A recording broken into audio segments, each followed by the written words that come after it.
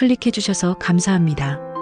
앞으로 많은 실화 바탕 사연을 여러분과 함께 나누고 싶은 저에게 구독과 좋아요는 무료니까 한 번씩 눌러주세요. 사랑합니다. 항상 건강하세요. 경기도 양평의 한적한 마을. 북한강이 멀리 내다보이는 언덕배기에 자리한 단층 전원주택. 이곳에 오대환이 살고 있습니다. 올해로 64살.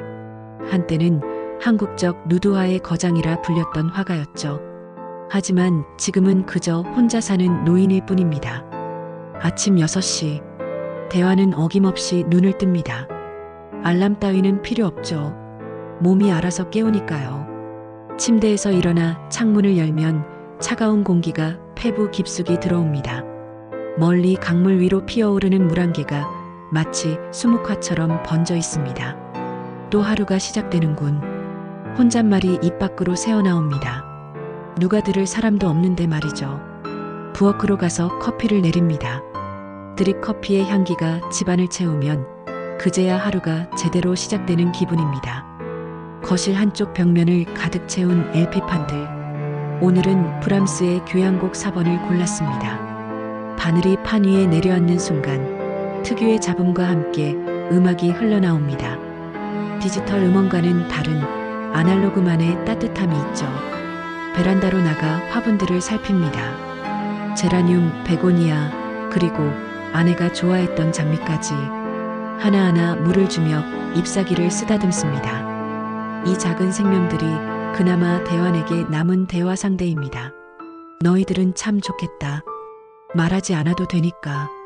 10년 전 아내가 세상을 떠났습니다. 유방암이었죠. 투병 생활 3년, 그 시간 동안 대환은 단 한 점의 그림도 그리지 못했습니다. 아내의 장례를 치른 후 화실에 들어가 붓을 모두 꺾어버렸습니다. 그림은 더 이상 그릴 수 없었습니다. 아니, 그리고 싶지 않았습니다. 서울의 작업실을 정리하고 이곳으로 내려온 지도 벌써 7년째입니다. 딸 하늘이는 처음엔 자주 찾아왔지만 이제는 1년에 한두 번이 고작입니다. 35살 대기업에서 마케팅 일을 한다던가요. 바쁜 건 이해합니다. 하지만 가끔은 서운하기도 하죠. 점심은 간단하게 해결합니다. 된장찌개와 밥, 그리고 김치. 혼자 먹는 밥상이 익숙해진 지 오래입니다. 텔레비전도 켜지 않습니다. 그저 창밖의 풍경을 바라보며 천천히 숟가락을 움직일 뿐이죠. 오후가 되면 마을을 한 바퀴 산책합니다. 이웃들과 가벼운 인사를 나누고 때로는 마을회관에서 장기를 두기도 합니다. 하지만 대부분의 시간은 혼자입니다. 집으로 돌아와 책을 읽거나 그저 음악을 들으며 시간을 보냅니다. 저녁 무렵 핸드폰이 울립니다. 딸 하늘이입니다. 아빠, 나 하늘이야. 잘 지내시죠? 그래, 잘 지낸다. 이번 주말에 친구랑 같이 놀러 갈게요. 오랜만에 얼굴도 보고. 그래, 반갑겠네. 친구가 미술 쪽 일을 해서 아빠 그림도 보고 싶대요. 괜찮죠? 뭐, 볼 게 있나? 전화를 끊고 나니 마음이 복잡합니다. 딸이 온다니 반갑기도 하지만 낯선 사람과 함께 온다는 게 부담스럽기도 합니다. 더구나 미술 쪽 일을 한다니 더 이상 그림을 그리지 않는 자신을 어떻게 봐야 할지 모르겠습니다. 밤이 되면 대환은 화실로 향합니다.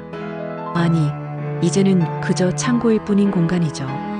먼지 쌓인 캔버스들, 굳어버린 물감들, 그리고 부러진 붓들. 한때는 이곳이 그의 전부였습니다. 열정과 창작의 공간이었죠. 하지만 지금은 과거의 무덤일 뿐입니다. 벽에 걸린 아내의 초상화를 바라봅니다. 결혼 10주년 기념으로 그렸던 작품입니다. 아내는 그림 속에서 여전히 아름답게 웃고 있습니다. 대환은 그림 앞에 서서 한참을 바라봅니다. 여보, 하늘이가 온대. 친구도 데리고 온다는군. 대답 없는 독백. 이것도 일상이 되어버렸습니다. 침실로 돌아와 누우면 천장이 보입니다. 어둠 속에서 홀로 누워있으면 외로움이 뼛속까지 스며듭니다. 하지만 이제는 그마저도 익숙합니다. 감정이 아니라 그저 공기처럼, 물처럼 자연스러운 것이 되어버렸죠. 내일은 또 어떤 하루가 될까? 눈을 감으면 잠이 찾아옵니다. 꿈도 꾸지 않는 깊은 잠. 그렇게 오대환의 하루가 끝나갑니다. 매일 똑같은 하루. 변화없는 일상. 그것이 은퇴한 예술가의 삶입니다. 주말이 다가옵니다. 딸이 오는 날이죠. 대화는 오랜만에 집 청소를 합니다. 먼지를 털고 바닥을 닦고 화분들도 정리합니다. 냉장고도 채워 넣어야겠죠. 장을 보러 나가는 발걸음이 오랜만에 가볍습니다. 마트에서 장을 보며 생각합니다. 하늘이가 좋아하는 음식이 뭐였던가? 어렸을 때는 김치찌개를 좋아했는데 지금도 그럴까요? 친구는 또 뭘 좋아할까요? 이것저것 담다 보니 카트가 가득 찹니다. 집으로 돌아와 요리 준비를 합니다. 오랜만에 부엌이 활기를 띱니다. 칼질 소리, 끓는 물소리, 기름 지지는 소리. 혼자일 때는 들리지 않던 소리들이 집안을 채웁니다. 토요일 오후 2시, 대문 밖에서 차 소리가 들립니다. 하늘이가 왔나 봅니다. 대화는 거울을 한번 보고는 현관으로 나갑니다. 문을 열자 딸의 모습이 보입니다. 1년 만이군요.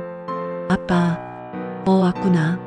하늘이 옆에는 젊은 여자가 서 있습니다. 긴 머리에 단정한 차림새. 첫인상이 차분해 보입니다. 하늘이가 소개합니다. 아빠, 제 친구 박주희예요. 미술치료사로 일하고 있어요. 안녕하세요, 선생님. 하늘이 친구 박주희입니다. 뵙게 되어 영광이에요. 주희가 공손하게 인사합니다. 대화는 어색하게 고개를 끄덕이며 두 사람을 집 안으로 안내합니다. 거실에 들어서자 주희의 시선이 벽에 걸린 그림들로 향합니다. 눈빛이 반짝입니다. 와, 정말 대단하세요. 실물로 보니 더 놀라워요. 주희의 감탄의 대화는 쑥스러워합니다. 오랜만에 듣는 칭찬이군요. 하늘이가 짐을 풀며 말합니다. 아빠, 우리 일주일 정도 있다가 갈게요. 주희가 휴가 내서 같이 왔어요. 일주일이나? 생각보다 오래 있네? 네, 아빠도 보고 싶고 주희도 선생님 작품 실제로 보고 싶다고 해서요. 저녁 식사를 하며 이런저런 이야기를 나눕니다. 주희는 생각보다 말이 많지 않습니다. 하지만 가끔씩 던지는 질문들이 예리합니다. 특히 그림에 대한 질문들은 대화를 놀라게 합니다. 선생님, 이 시기 작품들은 색감이 특별히 따뜻한데 특별한 이유가 있으신가요? 아, 그때가 아내와 결혼한 직후였거든요. 아마 그 영향이었을 겁니다. 행복이 색으로 표현된 거네요. 정말 아름다워요. 식사 후 세 사람은 거실에서 차를 마십니다. 하늘이는 회사 이야기를, 주희는 미술 치료에 대한 이야기를 들려줍니다.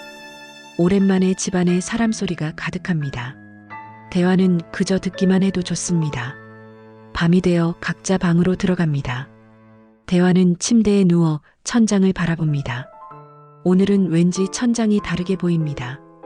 집안에 생기가 도는 것 같습니다. 아니, 어쩌면 자신의 마음에 작은 파문이 일고 있는 건지도 모르겠습니다.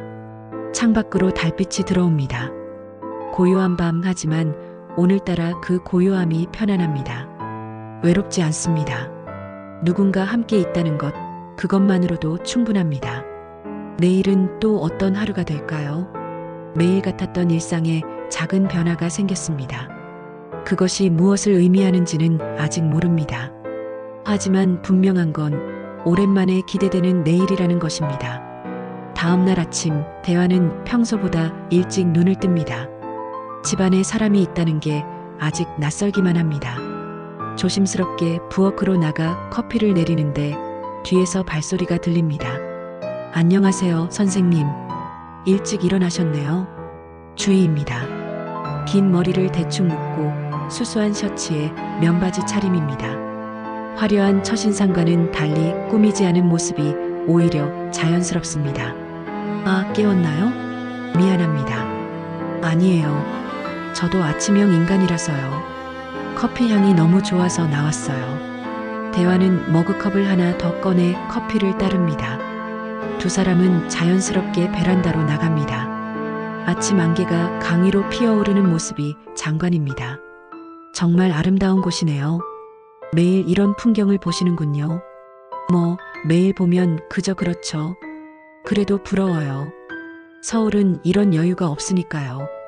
주인은 커피를 한 모금 마시며 멀리 산을 바라봅니다. 옆모습이 묘하게 쓸쓸해 보입니다. 대화는 괜히 화분에 물을 주며 시선을 피합니다. 선생님은 왜 그림을 그만두셨어요? 갑작스러운 질문에 대환이 손을 멈춥니다. 하늘이에게도 제대로 말한 적 없는 이야기인데 처음 만난 사람에게 어떻게 설명해야 할까요?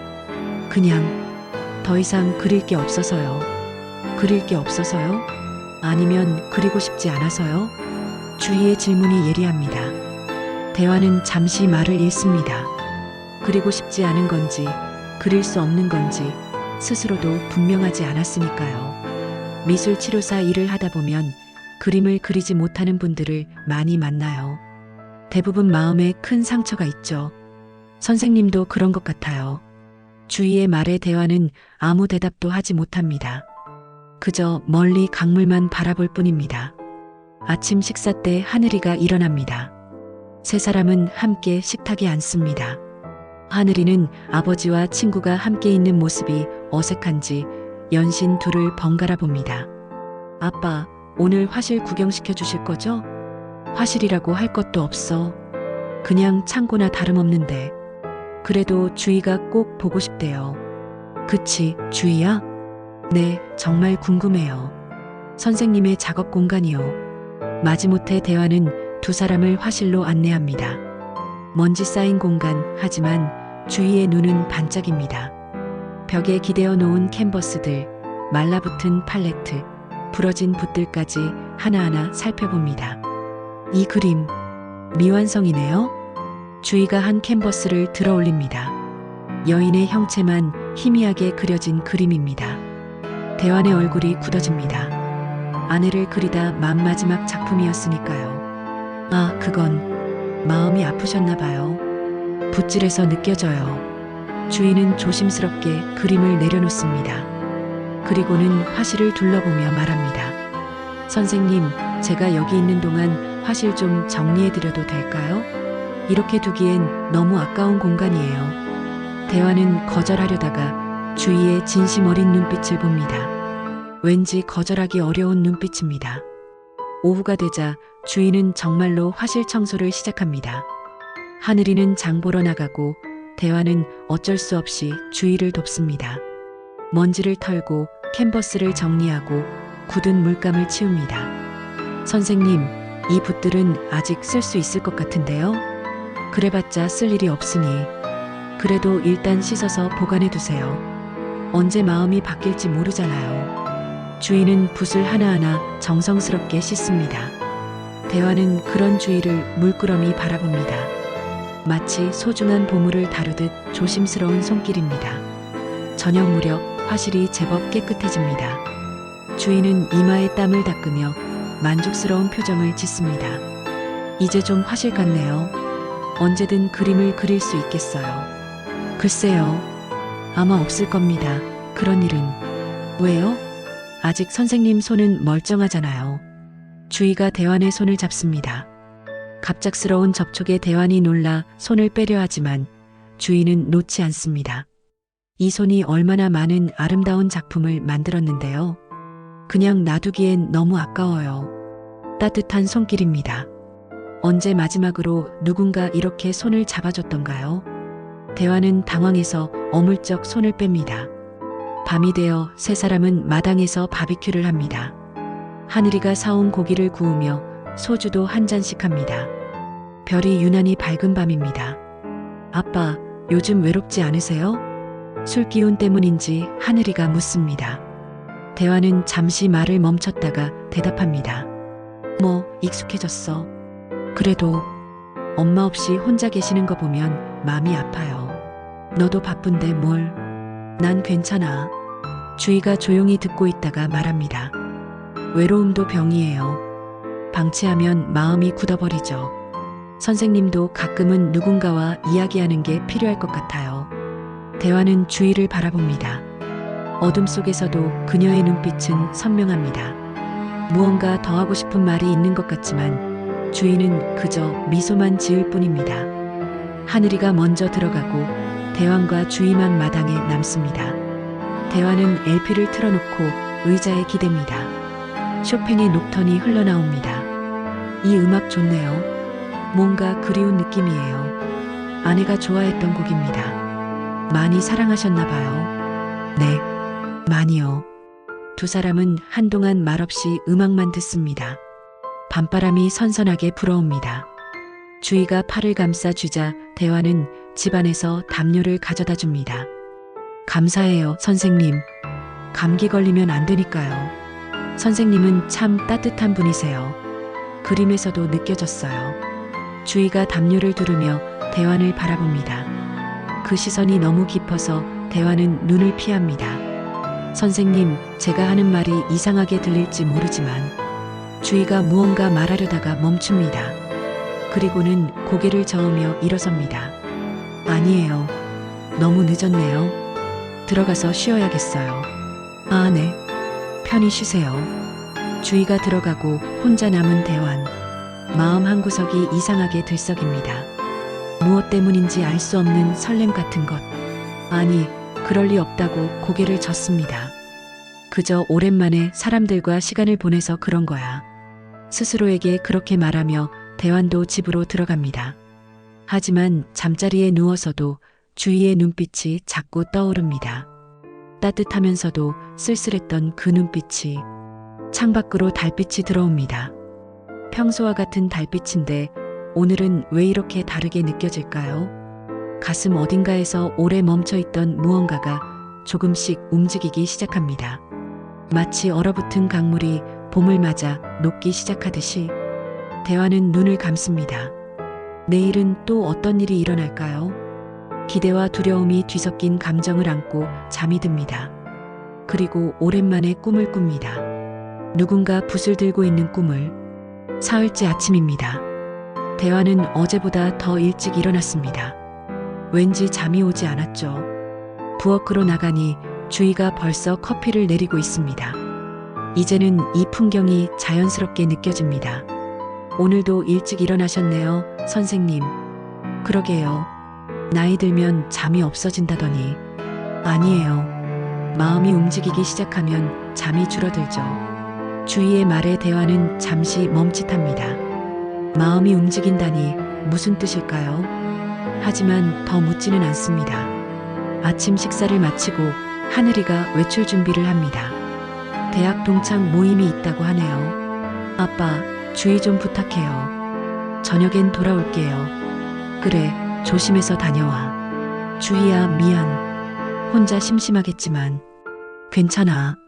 선생님이랑 있으면 하나도 안 심심해. 하늘이가 나간 후 집안이 조용해집니다. 대왕과 주희 단둘이 남았습니다. 어색한 침묵이 흐르다가 주희가 먼저 말을 꺼냅니다. 선생님, 오늘은 제가 그림 모델이 되어드릴게요. 뭐라고요? 화실도 깨끗해졌는데 한 번쯤은 붓을 들어보셔야죠. 제가 모델이 되어드릴 테니까 부담 갖지 마세요. 대화는 당황해서 손을 젓습니다. 10년 만에 붓을 든다는 건 상상도 못했으니까요. 아니에요. 그럴 수 없어요. 손도 굳었고 감각도 다 잃었어요. 그래도 한번 해보세요. 저를 위해서가 아니라 선생님을 위해서요. 주희의 고집에 결국 대화는 화실로 향합니다. 깨끗해진 화실, 정리된 캔버스, 씻어놓은 붓들, 모든 게 준비되어 있습니다. 주희가 의자에 앉으며 말합니다. 편하게 그려주세요. 잘 그릴 필요 없어요. 그냥 보이는 대로만. 대화는 떨리는 손으로 붓을 듭니다. 10년 만입니다. 붓이 낯설게 느껴집니다. 하지만 놀랍게도 손은 기억하고 있었습니다. 팔레트에 물감을 짜고 색을 섞고 캔버스에 첫 선을 긋는 순간까지. 창문으로 들어오는 오후 햇살이 주위를 비춥니다. 긴 머리가 황금빛으로 물들고 고요한 표정이 마치 한 폭의 그림 같습니다. 대화는 천천히, 아주 천천히 그리기 시작합니다. 처음엔 어색했던 손놀림이 점점 자연스러워집니다. 주위에 윤곽을 잡고 명암을 넣고 색을 입혀갑니다. 시간이 어떻게 흐르는지도 모르게 몰입합니다. 선생님, 잠깐 쉬실까요? 2시간이나 지났어요. 주희의 말에 대환이 시계를 봅니다. 정말 2시간이 훌쩍 지나 있습니다. 몰입해서 그림을 그린 게 얼마만인지 모르겠네요. 두 사람은 화실 밖으로 나와 차를 마십니다. 대환의 손에는 아직도 물감이 묻어 있습니다. 주희가 그 손을 보며 미소 짓습니다. 역시 선생님은 그림을 그릴 때가 가장 멋있으세요. 별소리를. 다 굳은 손인데 뭐가 멋있다고. 아니에요. 아까 그림 그리실 때 표정 보셨어요? 완전히 다른 사람 같았어요. 살아있는 느낌이었죠. 주희의 말에 대환은 괜히 얼굴이 뜨거워집니다. 누군가에게 이런 말을 듣는 게 얼마만인지. 선생님, 전 알아요. 선생님이 왜 그림을 그만두셨는지. 사랑하는 사람을 잃고 나면 아름다운 것들이 다 무의미하게 느껴지죠. 그림도 마찬가지고요. 주희의 눈가가 촉촉해집니다. 무언가 자신의 이야기를 하는 것 같습니다. 저도 그런 적이 있어요. 미술을 전공했는데 어느 날부터 그림이 그려지지 않더라고요. 그래서 미술 치료를 공부하기 시작했죠. 남을 치료하면서 저도 치료받고 싶었나 봐요. 대환은 주희를 바라봅니다.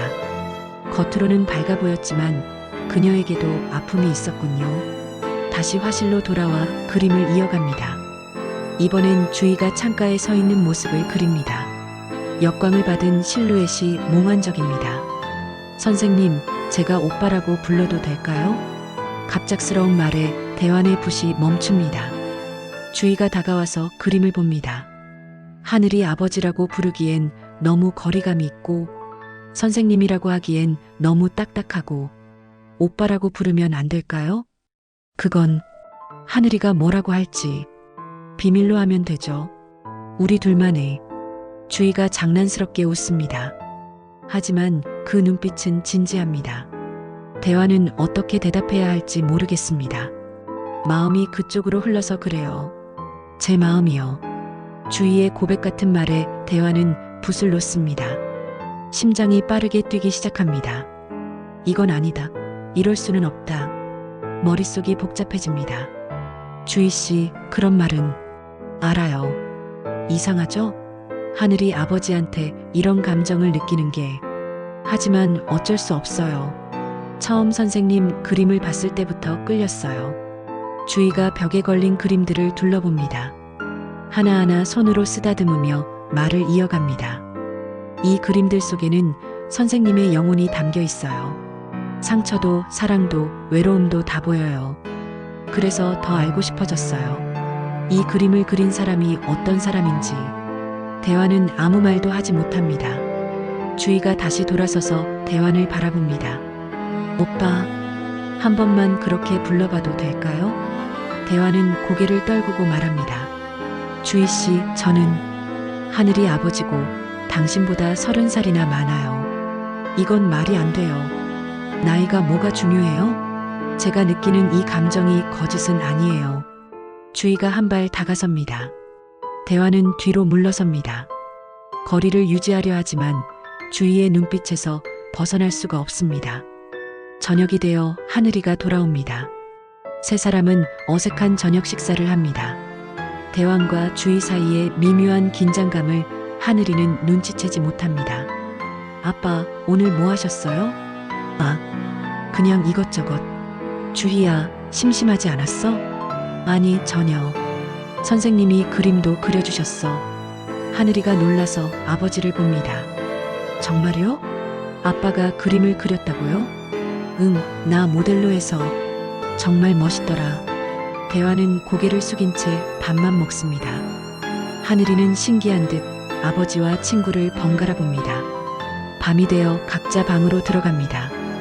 대환은 화실에 남아 오늘 그린 그림을 봅니다. 주희의 옆모습이 캔버스에 담겨 있습니다. 아직 미완성이지만 뭔가 살아있는 느낌이 듭니다.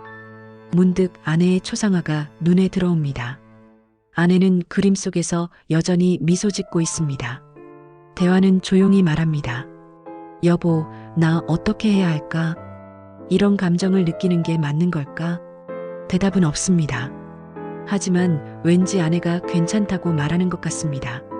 아니, 그것은 그저 자신의 바람일지도 모릅니다. 대화는 붓을 들어 주위의 그림을 마저 그립니다. 한 획 한 획 정성스럽게. 오랜만에 느끼는 창작의 기쁨입니다. 동시에 두려움도 함께 밀려옵니다.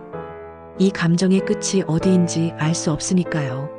새벽이 가까워질 무렵에야 붓을 놓습니다. 완성된 그림 속 주인은 마치 살아있는 것처럼 생생합니다. 대화는 그림을 보며 한숨을 쉽니다. 이게 맞는 걸까? 하지만 가슴 한구석에서는 부인할 수 없는 설렘이 일어나고 있습니다. 죽은 줄만 알았던 감정이 다시 살아나고 있습니다. 마치 봄을 맞은 나무처럼 새싹이 돋아나듯이 나흘째 되는 날입니다. 장마가 시작되었는지 아침부터 비가 내립니다. 대화는 창밖을 보며 커피를 마시고 있는데 주희가 거실로 나옵니다. 평소와 달리 얼굴이 창백해 보입니다. 안색이 안 좋네요. 어디 아픈가요? 아니에요. 그냥 비 오는 날엔 옛날 생각이 나서요. 앉아요. 따뜻한 차라도 한잔하죠. 대환이 차를 준비하는 동안 주희는 창밖을 바라봅니다. 빗줄기가 유리창을 타고 흘러내립니다. 선생님, 어제 제가 한 말 때문에 불편하셨죠? 아니, 그게 아니라 죄송해요. 제가 너무 성급했어요. 하지만 거짓말은 아니었어요. 하늘이는 오늘도 약속이 있다며 일찍 나갔습니다. 집안엔 두 사람뿐입니다. 빗소리만이 정적을 채웁니다. 오후가 되어도 비는 그치지 않습니다. 오히려 더 거세집니다. 천둥 번개까지 치기 시작하죠. 주인은 책을 읽고 대화는 화실에서 그림을 그립니다. 각자의 공간에서 시간을 보내지만 서로의 존재를 의식하지 않을 수 없습니다. 저녁 무렵 갑자기 전기가 나갑니다. 정전입니다. 대화는 손전등과 양초를 찾아 거실에 불을 밝힙니다. 괜찮아요? 무서워하지 않아요? 네, 괜찮아요. 오히려 운치 있네요. 촛불 아래서 두 사람은 저녁을 먹습니다. 간단한 김치찌개와 밥이지만 왠지 특별하게 느껴집니다. 빗소리와 촛불, 그리고 고요한 어둠 속의 둘만의 시간. 선생님은 사모님을 정말 사랑하셨나 봐요. 네, 그랬죠. 어떤 분이셨어요? 따뜻한 사람이었어요.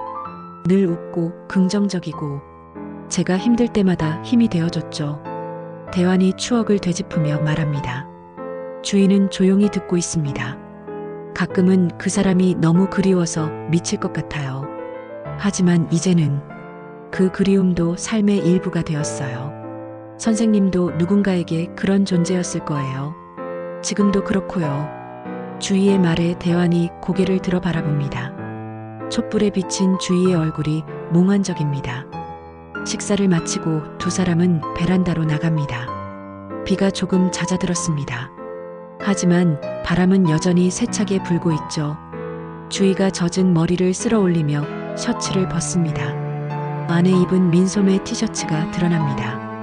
젖어서 춥네요. 잠깐 말려야겠어요. 주희가 셔츠를 털어 난간에 걸칩니다. 대환은 그런 주희를 보다가 황급히 시선을 돌립니다. 하지만 이미 늦었습니다. 무언가가 그의 안에서 꿈틀거리기 시작했으니까요. 선생님? 주희가 가까이 다가옵니다. 대환은 뒤로 물러서려 하지만 벽에 등이 닿아 더 이상 물러설 곳이 없습니다. 주희 씨, 이건 뭐가 이건가요? 전 그냥 선생님이 좋을 뿐이에요. 주희의 손이 대환의 가슴에 닿습니다. 심장이 미친 듯이 뛰는 게 전해집니다. 대환은 주희의 손목을 잡아 떼어내려 하지만 오히려 더 가까워질 뿐입니다. 번개가 번쩍이고 잠시 두 사람의 모습이 환하게 드러납니다. 서로의 눈빛이 마주칩니다. 그 순간 이성의 끈이 끊어집니다. 입술이 맞닿습니다. 처음엔 우연처럼 그러나 곧 필연이 됩니다. 대환은 주희를 밀어내려 하지만 몸이 말을 듣지 않습니다. 아니, 어쩌면 밀어내고 싶지 않은 건지도 모릅니다. 이건 죄야. 너 하늘이 친구잖아. 대환이 간신히 주희를 떼어내며 말합니다. 숨이 거칠게 몰아쉬어집니다. 그게 그렇게 중요한가요? 저는 그냥 선생님이 좋아요. 주희의 눈에 눈물이 맺힙니다. 빗물인지 눈물인지 구분이 안 됩니다. 나이 차이가 30살이야. 내 인생을 망칠 순 없어. 제 인생은 제가 결정해요. 선생님은 제가 어려서 뭘 모른다고 생각하시겠지만 전 진심이에요. 주희가 다시 다가옵니다. 이번엔 대환이 먼저 주희를 끌어안습니다. 이성과 감정 사이에서 갈등하던 마음이 결국 한쪽으로 기울었습니다. 두 번째 입맞춤은 더 깊고 간절합니다. 10년 동안 얼어있던 감정이 한꺼번에 녹아내립니다. 주위의 체온이, 숨결이, 심장 소리가 모두 생생하게 느껴집니다. 미안해. 미안해. 대환이 주위를 아는 채 되뇌입니다. 무엇에 대한 사과인지 스스로도 모릅니다. 주희에게인지 하늘이에게인지 아니면 떠난 아내에게인지 사과하지 마세요. 이건 잘못된 게 아니에요. 주희가 대환의 얼굴을 두 손으로 감싸며 말합니다. 전기가 다시 들어옵니다. 갑작스러운 불빛에 두 사람은 놀라 서로를 놓습니다. 현실이 다시 밀려옵니다. 방금 전까지의 일이 꿈처럼 느껴집니다. 저 방으로 갈게요. 주희가 먼저 돌아섭니다. 대환은 그 뒷모습을 멍하니 바라봅니다. 무슨 말을 해야 할지 모르겠습니다. 혼자 남은 대환은 난간을 잡고 서 있습니다. 비는 어느새 그쳤지만 마음속 폭풍은 여전히 몰아치고 있습니다. 화실로 들어가 아내의 초상화를 봅니다. 아내는 여전히 미소 짓고 있습니다. 대환은 그림 앞에 무릎을 꿇습니다. 미안해. 정말 미안해. 눈물이 흐릅니다. 죄책감과 그리움, 그리고 새로운 감정이 뒤엉켜 가슴을 짓누릅니다. 한참을 그렇게 있다가 대환은 일어섭니다. 그리고 새 캔버스를 꺼냅니다. 붓을 들고 그리기 시작합니다. 방금 전의 순간을, 그 감정을, 혼란을 모두 캔버스에 쏟아냅니다. 새벽이 될 때까지 그림을 그립니다. 완성된 그림은 추상화입니다. 뒤엉킨 색채들, 어둠과 빛의 대비, 폭풍 같은 붓질. 그것은 지금 그의 마음 그 자체입니다. 방에서 나온 주희가 화실 문 앞에 서 있습니다. 노크를 하려다가 망설입니다. 문 너머로 대환의 거친 숨소리가 들립니다.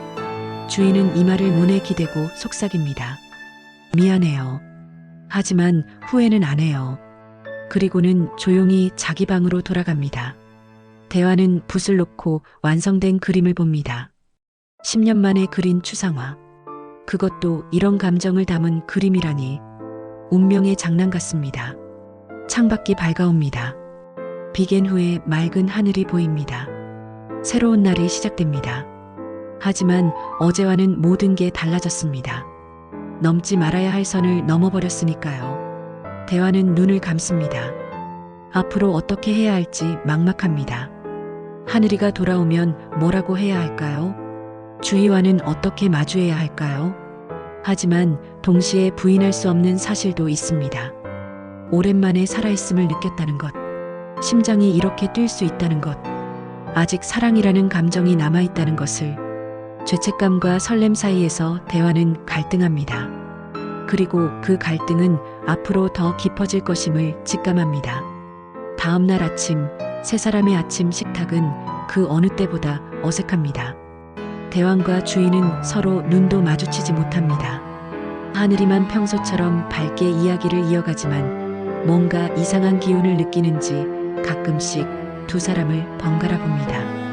오늘로 벌써 닷새째네. 시간 참 빨라요. 그러게, 벌써 돌아갈 때가 다 됐구나. 주희야, 재미있었어? 시골이라 심심했을 텐데. 주희가 억지로 미소를 지으며 대답합니다. 아니야, 정말 좋았어. 선생님도 친절하시고. 그 순간 대환이 젓가락을 떨어뜨립니다. 부자연스러운 행동에 하늘이가 아버지를 바라봅니다. 아빠, 괜찮으세요? 어디 편찮으신가? 아니야, 괜찮아. 그냥 손이 미끄러졌어. 식사를 마치고 하늘이가 다시 외출 준비를 합니다. 오늘은 다른 친구들도 만난다고 하네요. 현관에서 신발을 신으며 하늘이가 말합니다. 아빠, 주의 좀 부탁해요. 이제 이틀 뒤면 서울로 올라가야 하니까. 그래, 알았어. 주희야, 미안해. 자꾸 혼자 두고 나가서. 괜찮아. 난 여기 있는 게 좋아. 하늘이가 나간 후 무거운 침묵이 내려앉습니다. 대화는 부엌을 정리하고 주희는 거실에서 책을 읽는 척합니다. 하지만 누구도 제대로 집중하지 못하죠. 점심 무렵 주희가 먼저 말을 꺼냅니다. 선생님, 어제 일은 잊어주세요. 주희 씨, 제가 실수했어요. 선생님을 곤란하게 만들어서 죄송해요. 주희의 목소리가 떨립니다. 대화는 주희에게 다가가 앉습니다. 실수가 아니었어요. 나도 알아요. 하지만 현실적으로 불가능하다는 거죠? 알아요. 저도 바보는 아니니까. 주희가 눈물을 참으며 일어섭니다. 대환이 주희의 손목을 잡습니다. 주희 씨, 나는 당신이 생각하는 것보다 더 복잡한 사람이에요. 상처도 많고 나이도 많고 그런 선생님이 좋은걸요. 상처 있는 사람이 더 깊이 사랑할 줄 안다고 생각해요. 두 사람은 한참을 그렇게 있습니다. 손목을 잡은 채 서로를 바라보며 그때 주희의 핸드폰이 울립니다. 하늘이입니다. 응, 하늘아. 뭐? 지금? 알았어. 금방 갈게. 주희가 전화를 끊고 당황한 표정으로 말합니다. 하늘이가 갑자기 몸이 안 좋대요. 지금 카페에 있는데 어지럽다고. 뭐? 당장 가자. 두 사람은 서둘러 차를 타고 하늘이가 있는 카페로 향합니다. 카페에 도착하니 하늘이가 창백한 얼굴로 앉아 있습니다. 하늘아, 괜찮아? 아빠, 갑자기 어지러워서. 대환이 딸을 부축합니다. 그런데 하늘이의 표정이 이상합니다. 아픈 것 치고는 눈빛이 너무 또렷합니다. 집으로 돌아오는 차 안에서 하늘이가 뒷좌석에 누워 있습니다. 주희가 걱정스럽게 뒤를 돌아보며 묻습니다. 하늘아, 병원 가야 하는 거 아니야? 아니야. 집에서 좀 쉬면 될 것 같아. 집에 도착해서 하늘이를 방에 눕힙니다. 대환이 물을 가져다 주려고 나가는데 하늘이가 주희를 붙잡습니다. 주희야, 잠깐만 있어줘. 응, 그럴게. 대환이 나간 후 하늘이가 갑자기 일어나 앉습니다. 그리고는 주희를 똑바로 바라보며 말합니다. 주희야, 너 우리 아빠 좋아하지? 주희의 얼굴이 순간 얼어붙습니다. 뭐라고? 다 알아. 너희 둘이 이상한 거. 서로 눈도 못 마주치고 어색해하고. 주희가 변명하려 하지만 하늘이가 손을 들어 막습니다. 어젯밤에 봤어. 베란다에서. 주희의 얼굴이 하얗게 질립니다. 하늘이의 눈에는 배신감과 분노가 가득합니다. 어떻게 그럴 수 있어? 내 친구가 우리 아빠랑? 하늘아, 그게 아니야. 오해야. 오해? 키스하는 걸 내가 똑똑히 봤는데? 하늘이가 목소리를 높입니다. 그때 대환이 물을 들고 들어옵니다. 방 안의 분위기를 감지하고 멈춰섭니다. 무슨 일이야? 아빠도 알고 있었죠? 주희랑 무슨 사이인지? 대환의 손에서 컵이 떨어집니다. 물이 바닥에 쏟아집니다. 하늘아, 대답해요. 정말이에요? 주희랑 정말 그런 사이예요? 하늘이가 울면서 소리칩니다. 대환은 아무 말도 하지 못합니다. 주희도 고개를 숙인 채 있습니다. 믿을 수 없어. 엄마가 돌아가신 지 얼마나 됐다고. 그것도 내 친구랑? 하늘이가 주희에게 돌아섭니다. 너는 어떻게 그럴 수 있어? 친구 아빠를 유혹하다니. 유혹한 게 아니야. 난 진심으로. 진심? 30살 차이 나는 사람한테 무슨 진심이야. 주희가 눈물을 흘리며 말합니다. 나도 어쩔 수 없었어. 처음부터 끌렸어. 선생님 그림을 보고 선생님을 알게 되면서. 그래서 나한테 거짓말했구나. 작품 보고 싶다고, 쉬고 싶다고. 다 계획적이었네? 하늘이가 비웃습니다. 대환이 딸에게 다가가려 하지만 하늘이가 뿌리칩니다. 오지 마세요. 아빠가 아니에요. 최소한의 도리도 모르는 사람이. 그 말에 대환이 무너집니다. 딸의 경멸 어린 시선을 견딜 수가 없습니다. 미안하다.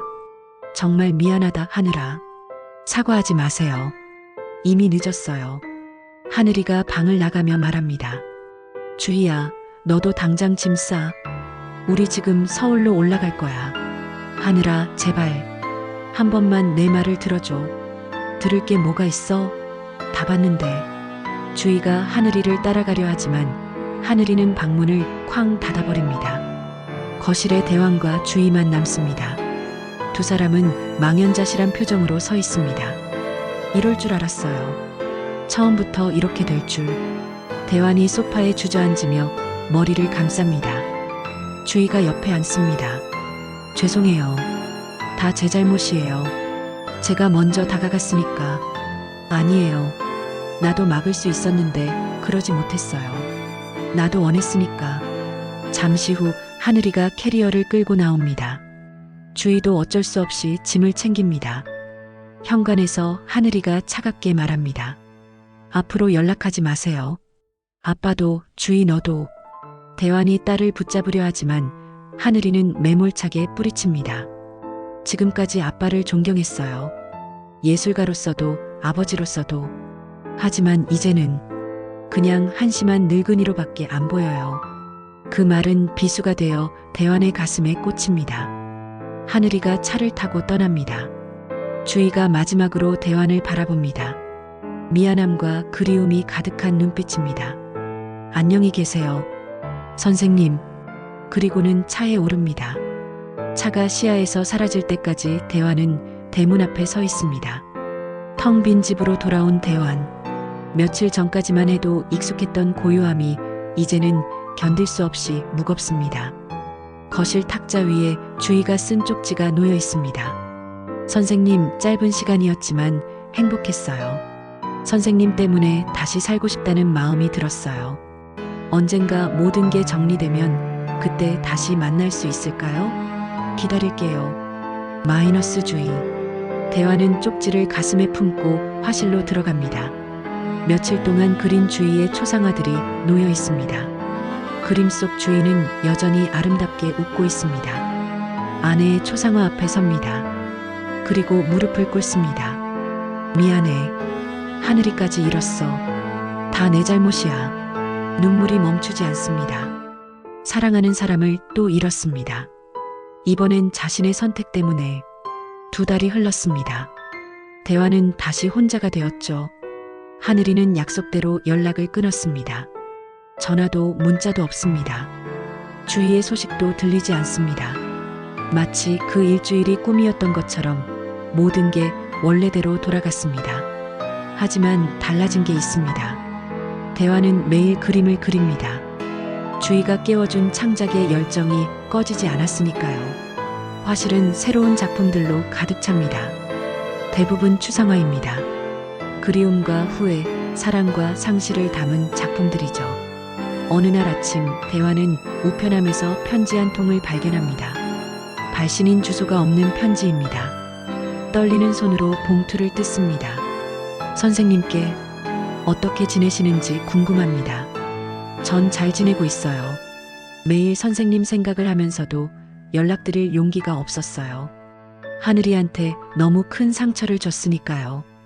요즘 저는 다시 그림을 그리기 시작했어요. 선생님이 가르쳐 주신 대로 마음을 담아서요. 제 그림 선생님이었던 분이 선생님 작품을 보시고는 묻더라고요.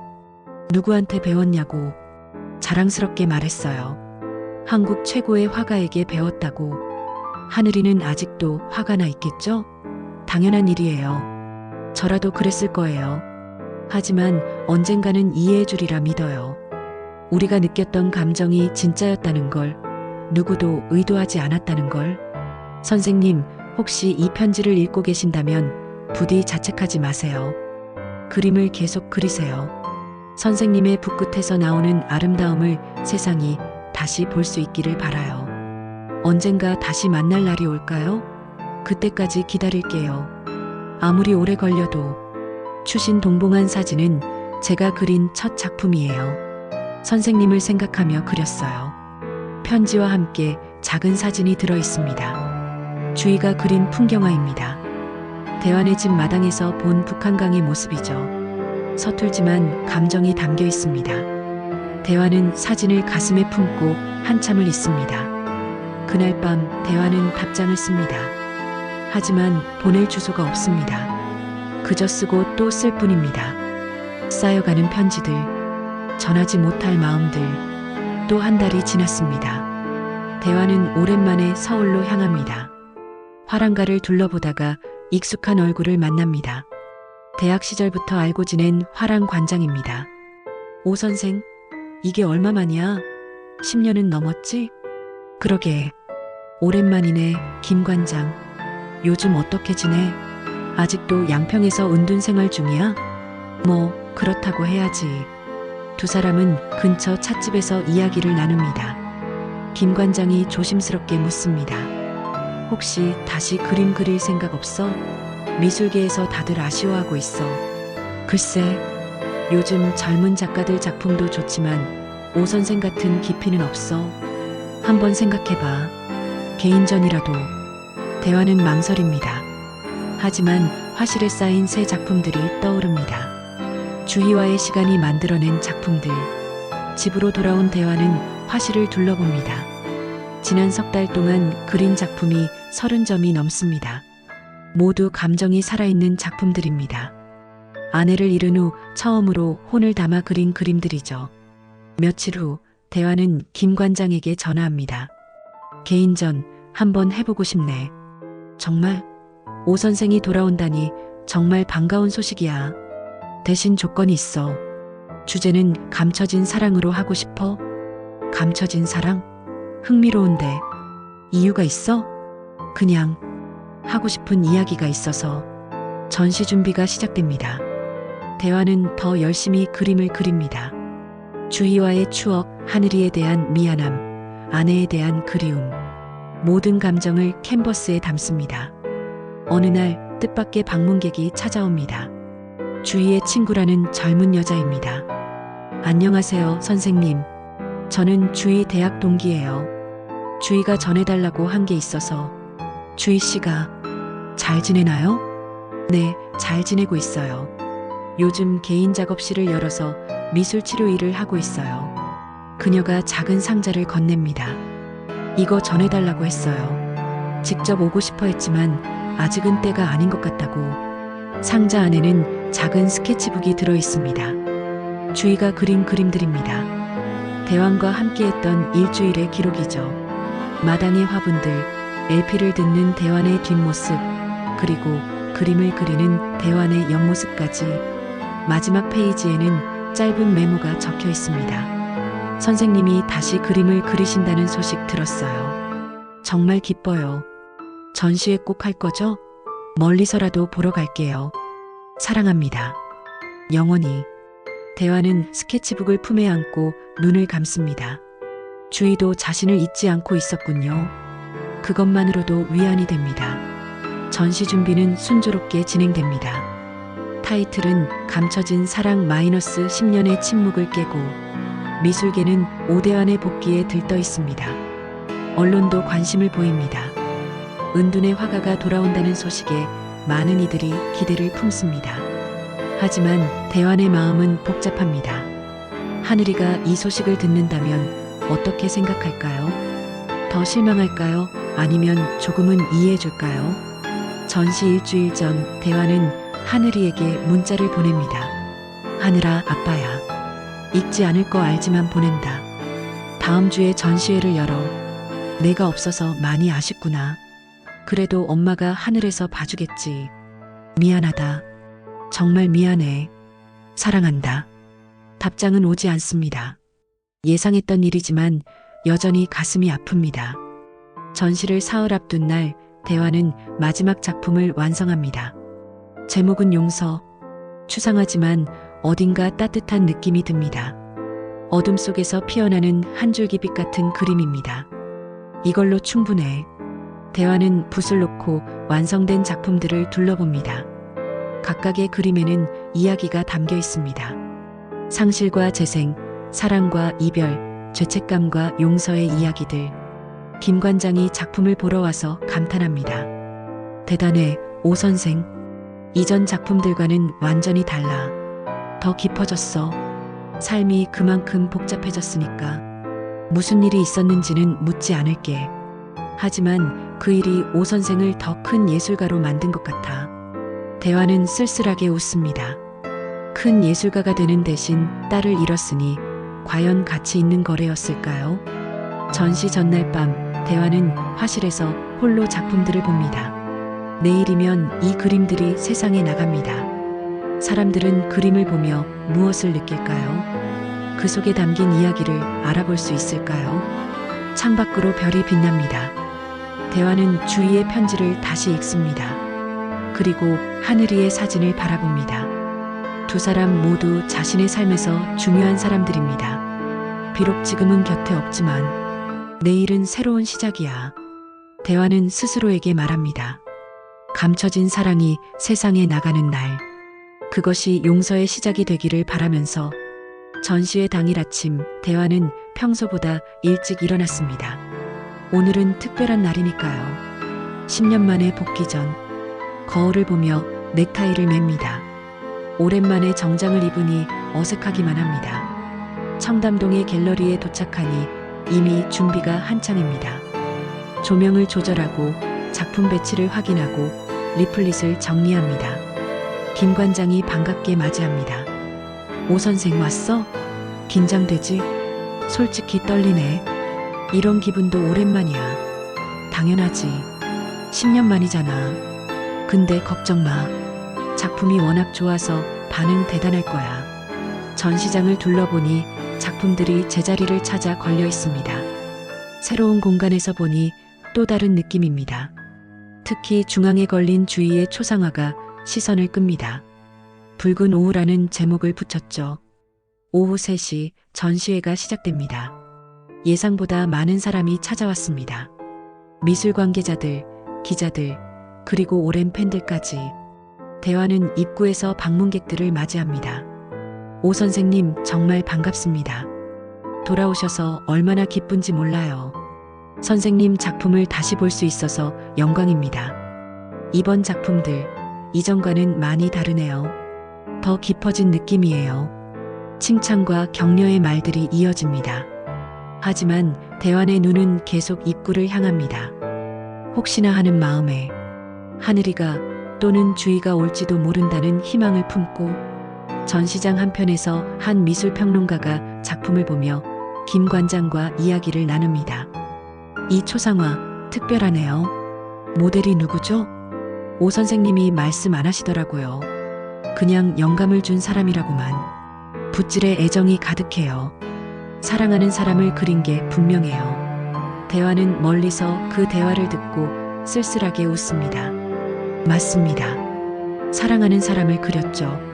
하지만 가질 수 없는 사랑이었습니다. 오후 5시쯤 전시장이 가장 붐빌 때입니다. 그때 입구에서 작은 소동이 일어납니다. 누군가 들어오는데 사람들이 수군거립니다. 대환이 고개를 돌려보니 주희입니다. 검은 원피스에 머리를 단정하게 올린 모습. 처음 만났을 때보다 여위었지만 여전히 아름답습니다.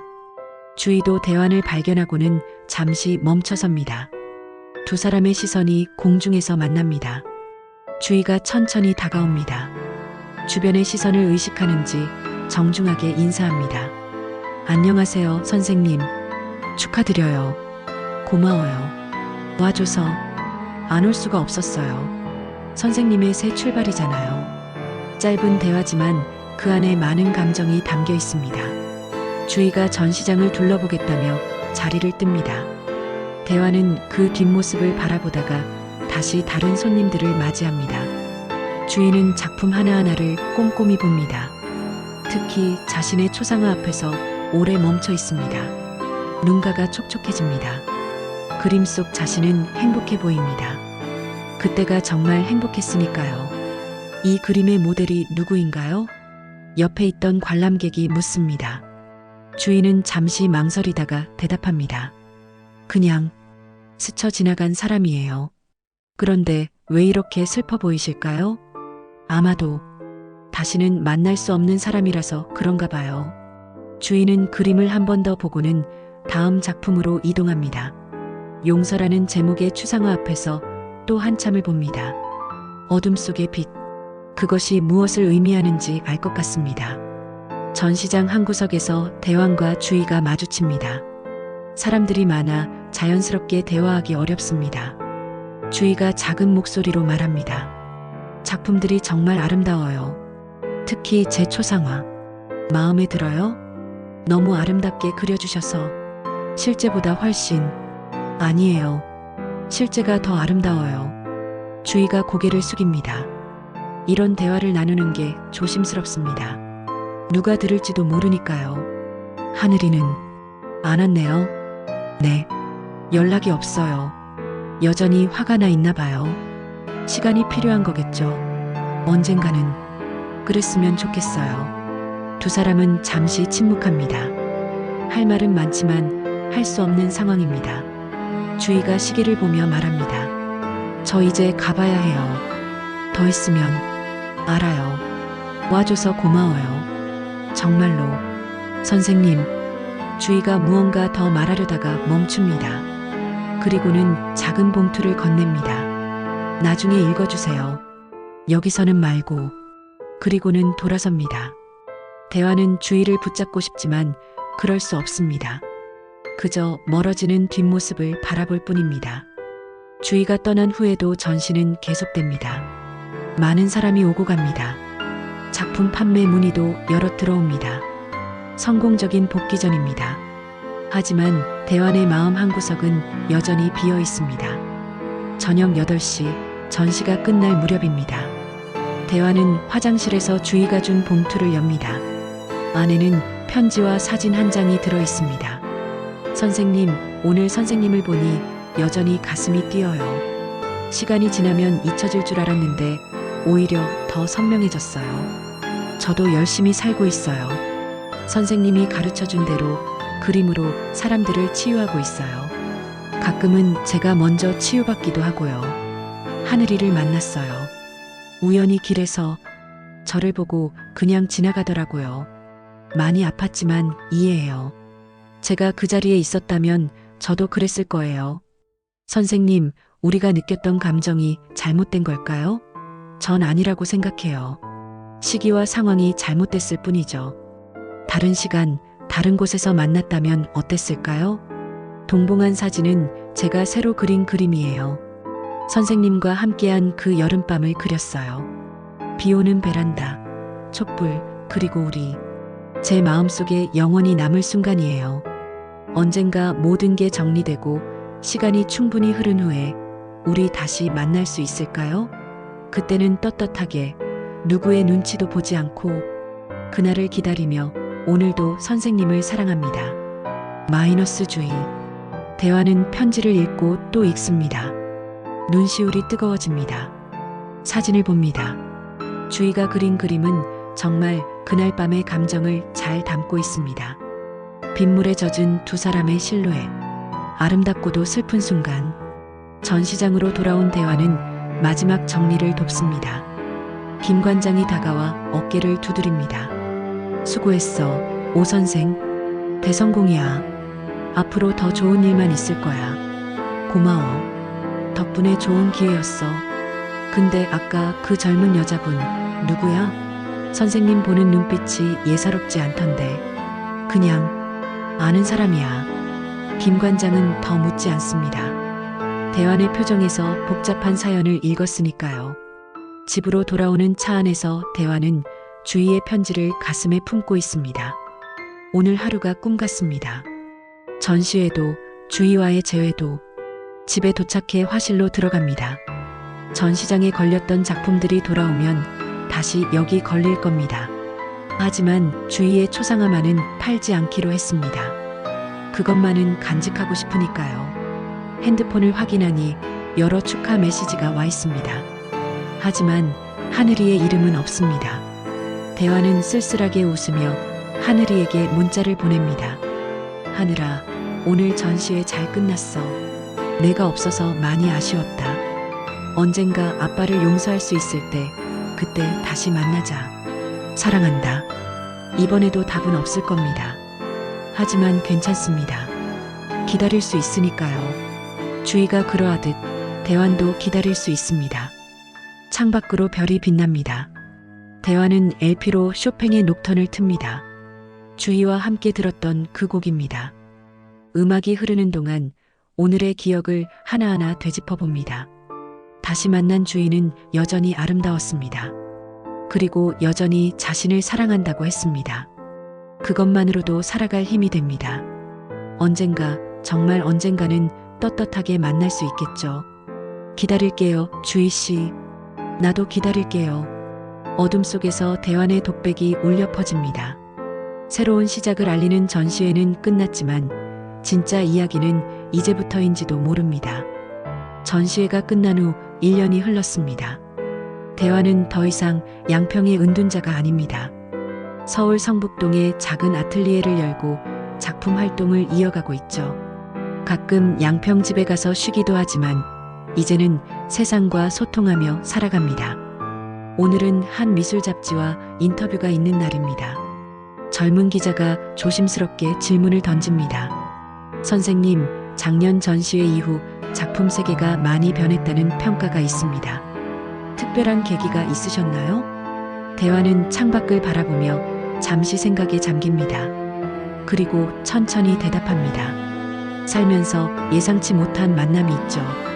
그런 만남이 사람을 바꾸기도 합니다. 제게도 그런 시간이 있었어요. 혹시 작년 전시회의 붉은 오후라는 초상화와 관련이 있나요? 많은 분들이 그 작품의 모델을 궁금해 하시는데 그 작품은 제게 다시 그림을 그리게 해준 사람을 그린 겁니다. 더 이상은 말씀드리기 어렵네요. 기자는 더 묻고 싶어 하지만 대환의 표정을 보고는 다른 질문으로 넘어갑니다. 최근에는 미술 치료 쪽에도 관심을 보이신다고 들었습니다. 네, 한 달에 한 번 요양원에서 어르신들과 함께 그림을 그리고 있어요. 예술이 사람을 치유할 수 있다는 걸 배웠거든요. 대환이 미술 치료에 관심을 갖게 된 건 주희 때문입니다. 직접 만날 수는 없지만 같은 길을 걷고 싶었습니다. 인터뷰가 끝나고 기자가 마지막 질문을 합니다. 선생님에게 사랑이란 무엇인가요? 대환은 미소를 지으며 대답합니다. 사랑은 나이와 도덕을 넘는 게 아니에요. 다만 누군가의 상처 위에 피어나선 안 된다는 걸 이제야 알았죠. 때로는 거리를 두는 것도 사랑의 한 형태라고 생각합니다. 기자가 떠난 후 대환은 아틀리에에서 작업을 이어갑니다. 요즘은 추상화보다 구상화를 많이 그립니다. 사람들의 일상, 소소한 행복, 작은 위로를 담은 그림들이죠. 핸드폰이 울립니다. 김 관장입니다. 오 선생, 좋은 소식이 있어. 뉴욕의 한 갤러리에서 선생님 작품을 전시하고 싶대. 뉴욕이라 멀리도 가네. 이번 기회에 세계 무대로 나가보는 것도 좋지 않겠어? 특히 붉은 오후를 꼭 포함시켜달라고 하더라고. 대환은 잠시 고민합니다. 붉은 오후는 팔지 않기로 한 작품입니다. 하지만 전시만 한다면 전시는 하되 그 작품은 비매품으로 해주세요.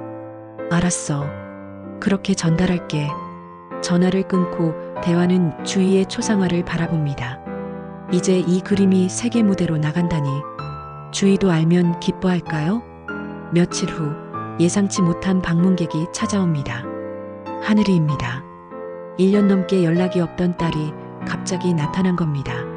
아빠, 하늘아. 대환은 놀라서 딸을 맞이합니다. 하늘이는 많이 여위어 보입니다. 표정도 예전처럼 밝지 않고요. 들어와. 차라도 한잔하자. 어색한 침묵 속에서 두 사람은 차를 마십니다. 하늘이가 먼저 입을 엽니다. 아빠가 다시 그림 그린다는 소식 들었어요. 전시회도 성공적이었다고. 응, 다시 시작했어. 미술 치료도 하신다면서요? 어떻게 알았니? 주희가 말해줬어요. 대환이 놀라서 딸을 봅니다. 하늘이가 쓸쓸하게 웃으며 말을 이어갑니다. 몇 달 전에 만났어요. 주희가 먼저 연락이 왔어요. 사과하고 싶다고. 처음엔 만나기 싫었는데 결국 만났죠. 그래서 주희가 다 얘기해줬어요. 아빠를 진심으로 사랑했다고. 하지만 저 때문에, 우리 가족 때문에 거리를 두고 있다고. 미안하다고 울더라고요. 하늘이의 눈에도 눈물이 맺힙니다. 아빠, 솔직히 아직도 이해는 안 돼요. 왜 하필 제 친구였어야 했는지, 왜 그런 감정을 느꼈는지. 하지만 하늘이가 잠시 말을 멈추고 숨을 고릅니다. 하지만 1년 동안 아빠 없이 지내보니 알겠더라고요. 가족이 얼마나 소중한지, 그리고 아빠도 엄마를 잃고 얼마나 외로웠을지. 하늘아, 아직 완전히 용서한 건 아니에요. 시간이 더 필요해요. 하지만 적어도 아빠를 미워하고 싶지는 않아요. 대화는 딸의 손을 잡습니다. 차갑던 하늘이의 손이 조금씩 따뜻해집니다. 미안하다, 하늘아. 정말 미안해. 이제 그만 사과하세요. 지겹잖아요. 하늘이가 억지로 웃어 보입니다. 완전한 화해는 아니지만 시작이라도 할 수 있어서 감사합니다. 아빠, 주희랑은 정말 끝난 거예요? 갑작스러운 질문에 대환이 당황합니다. 그럼 당연히 끝났지. 주희는 아직도 아빠를 기다리는 것 같던데. 그건 아빠도 마찬가지고요. 그 초상화 아직도 안 팔았다면서요? 하늘이가 날카롭게 지적합니다. 대환은 할 말을 잃습니다. 저는 아직 받아들일 준비가 안 됐어요. 하지만 언젠가, 정말 먼 훗날 제가 결혼하고 아이도 낳고 인생을 좀 더 이해하게 되면 그때는 달라질 수도 있겠죠. 하늘이가 일어서며 말합니다. 오늘은 이만 갈게요. 아빠 얼굴 봤으니 됐어요. 가끔 연락할게요. 그래, 고맙다. 와줘서. 아, 그리고 이거. 하늘이가 작은 액자를 꺼냅니다. 가족 사진입니다. 대환과 아내, 그리고 어린 하늘이가 함께 찍은 사진. 집에 있는 걸 가져왔어요. 아빠도 하나 가지고 계세요. 우리가 가족이었다는 걸 잊지 말고. 하늘이가 떠난 후 대환은 가족 사진을 한참 바라봅니다. 아내는 사진 속에서 여전히 행복하게 웃고 있습니다. 그리고 왠지 모든 걸 이해하고 용서하는 것 같은 표정입니다. 저녁 무렵 대환의 핸드폰에 메시지가 옵니다. 모르는 번호입니다. 선생님, 저 주희예요. 새 번호로 연락드려요. 하늘이를 만나셨다고 들었어요. 다행이에요. 정말 다행이에요. 저도 계속 기다리고 있어요. 언젠가는, 꼭 언젠가는 다시 만날 수 있겠죠? 그때까지 건강하세요. 여전히 사랑합니다. 대환은 답장을 쓰려다가 멈춥니다. 아직은 때가 아닙니다. 하늘이가 말했듯이 시간이 더 필요합니다. 대신 마음속으로만 답합니다. 나도 다시 보고 싶습니다. 주희 씨, 기다려줘서 고마워요. 밤이 되어 대환은 새로운 캔버스 앞에 섭니다. 오늘은 가족을 그려보려 합니다. 기억 속의 아내와 하늘이, 그리고 자신을. 행복했던 시절의 초상화를. 붓을 들고 첫 선을 그으며 생각합니다. 사랑은 여러 모양으로 존재한다고. 때로는 곁에 있는 것이, 때로는 멀리 있는 것이 사랑일 수 있다고. 주희와의 사랑은 아직 끝나지 않았습니다. 다만 다른 모양으로 존재할 뿐입니다. 기다림이라는 모양으로, 그리움이라는 모양으로. 창밖으로 별이 빛납니다. 대환은 붓을 놀리며 미소 짓습니다. 오늘 하늘이가 찾아온 것처럼 언젠가는 모든 게 제자리를 찾을 겁니다. 그때까지 그는 그림을 그릴 겁니다. 사랑을 담아서, 희망을 담아서. 이 영상이 누군가에겐 위로가 되었기를 바랍니다. 끝까지 봐주셔서 진심으로 감사합니다. 항상 건강하세요.